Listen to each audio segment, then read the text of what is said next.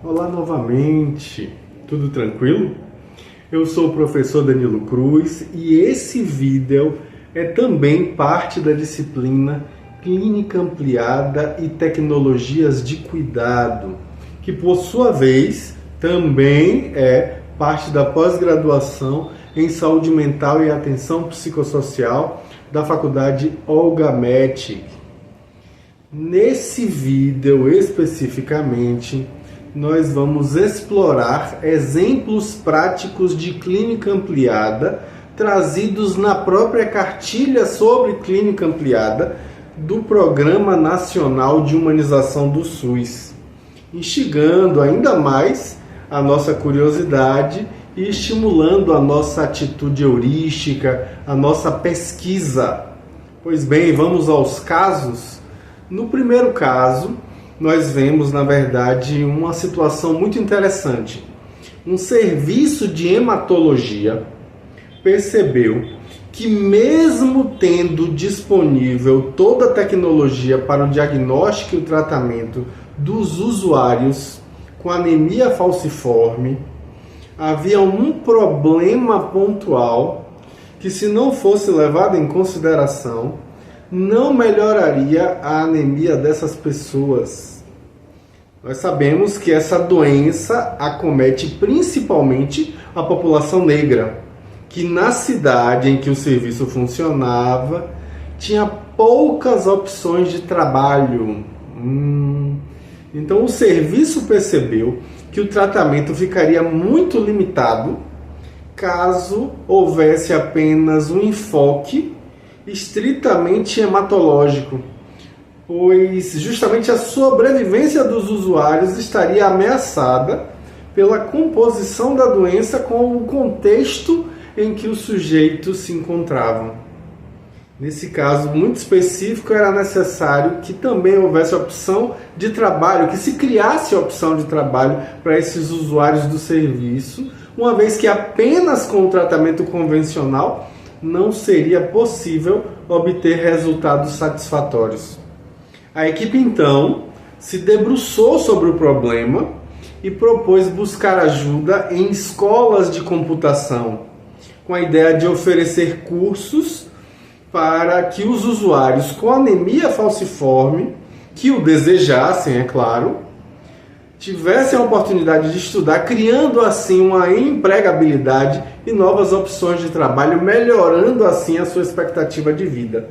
Então o serviço buscou aumentar a autonomia dos usuários, apesar da sua doença.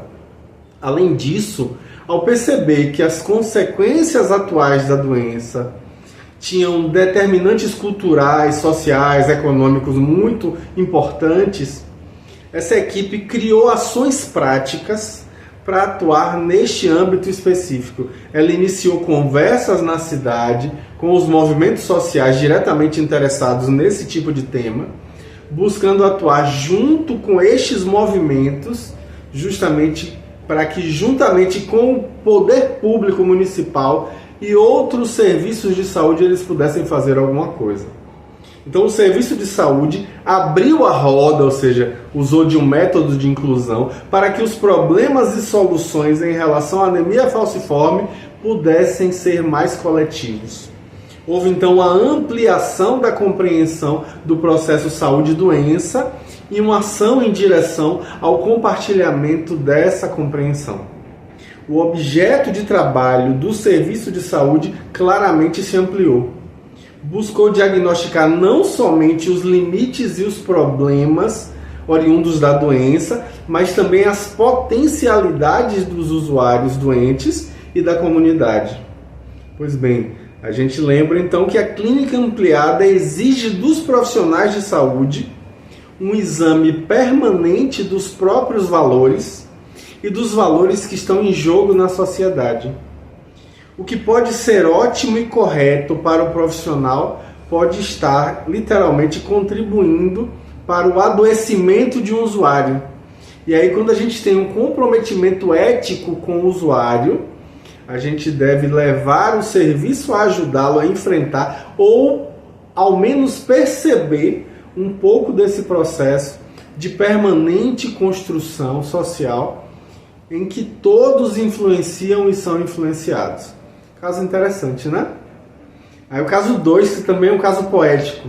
Ao olhar o nome no prontuário da próxima paciente que chamaria, veio-lhe à mente o rosto e a história de Andréia, uma jovem gestante que pediu um encaixe para uma consulta de urgência. Ela tinha apenas 23 anos e já estava na sua segunda gestação. Porém, não era o segundo filho. Na primeira vez que ela engravidou, ela perdeu a criança no 6º mês.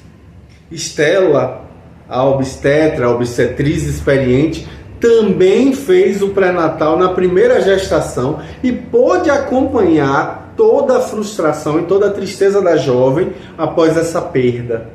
Com o prontuário na mão, ela abriu a porta do consultório e procurou o rosto conhecido. Fez um gesto sutil com a cabeça, acompanhado aí de um sorriso, pensando ou dizendo de forma inaudível: vamos? Mal ela fechou a porta e já ouviu Andréia dizendo, contendo aquele choro: ele não está se mexendo. Quase escapou de sua boca uma ordem para que ela deitasse imediatamente para auscultar o coração do feto com o sonar. Ela olhou nos olhos de Andréia e, tendo uma súbita certeza do que estava acontecendo, disse: vamos deitar um pouco na maca? Enquanto ela ajudava a paciente a se deitar, ela ainda olhou para o sonar, confirmando a convicção de que não usaria ele, pelo menos naquele momento. Andréia se surpreendeu quando ela disse assim: feche os olhos e respire fundo. Pegou a mão fria de Andréia, apertou entre as suas e colocou sob a sua mão, ambas sob a barriga de Andréia. Respirou fundo e procurou se colocar numa postura completamente atenta, se concentrando naquele momento específico. Agora eram elas duas, aquelas mulheres, reinventando um antigo compromisso de solidariedade e sabedoria feminina para partejar a vida. Quanto tempo aquilo durou, não saberia dizer, mas foi o suficiente para que o bebê começasse a se mexer com movimentos fortes e vigorosos dentro da barriga, sacudindo a mão daquelas mulheres e derrubando lágrimas na mãe. O que aconteceu ali foi que Estela, a obstetriz, pôde mediar uma conexão, possibilitar uma vivência que estabeleceu ali uma conversa silenciosa entre mãe e filho e permitiu a Andréia aprender a conhecer e a utilizar sua própria força e lidar com o medo ao atravessar o aniversário de mais uma perda que ela sofreu na vida. Olha que interessante, olha que poético, olha que exemplo ímpar de clínica ampliada. Que a gente prossiga estudando, que a gente prossiga se movimentando e se lembrando que a clínica ampliada começa dentro de nós, na ampliação da nossa prática clínica. Um grande abraço e até breve.